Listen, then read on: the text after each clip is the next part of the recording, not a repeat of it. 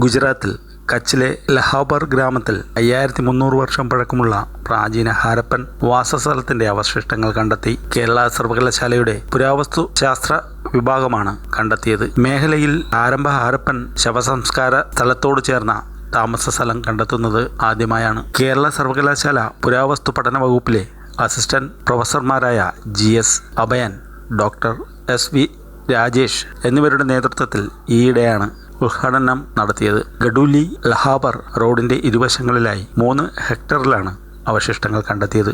വലിയ കല്ലുകൊണ്ടുള്ള കെട്ടിടാവശിഷ്ടങ്ങൾ, ശവസംസ്കാര തെളിവുകൾ, മൺപാത്രങ്ങൾ, മുത്തുകൾ, വളകൾ തുടങ്ങിയവ കുഴിച്ചെടുത്തു. മൺപാത്രങ്ങൾ പ്രാരംഭ ഹാരപ്പൻ കാലമായ 3300 BC മുതലുള്ളവയാണ്. അപൂർവമായ പ്രീ പ്രവാസ് മൺപാത്രശേഖരവും ലഭിച്ചു. പ്രാരംഭ ഹാരപ്പൻ ജനതയ്ക്ക് പ്രാദേശിക ചെമ്പ് ശിലായുഗ സമൂഹങ്ങളുമായുള്ള ബന്ധം സൂചിപ്പിക്കുന്നവയാണ് പ്രത്യേക രൂപമുള്ള ഈ പാത്രങ്ങളെന്ന് ഗവേഷകർ പറഞ്ഞു.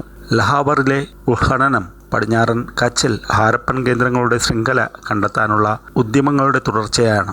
ജുനഹട്ടിയയിൽ 2019 മുതൽ 2022 വരെ പാട്ന ബേദിൽ 2024 നടത്തിയവയുടെ തുടർച്ചയായാണ് 2025 മേയിൽ ഇവിടെ ആരംഭിച്ച ഖനനം. കേരള സർവകലാശാലയുടെ സാമ്പത്തിക സഹായത്തോടെയുള്ള പദ്ധതിയിൽ രാജ്യത്തിനകത്തും പുറത്തുമുള്ള അനേകം ഗവേഷണ സ്ഥാപനങ്ങൾ കൂടി പങ്കാളികളായാണ് കേരള സർവകലാശാലയുടെ സാമ്പത്തിക സഹായത്തോടെയുള്ള പദ്ധതി നടപ്പാക്കുന്നത്.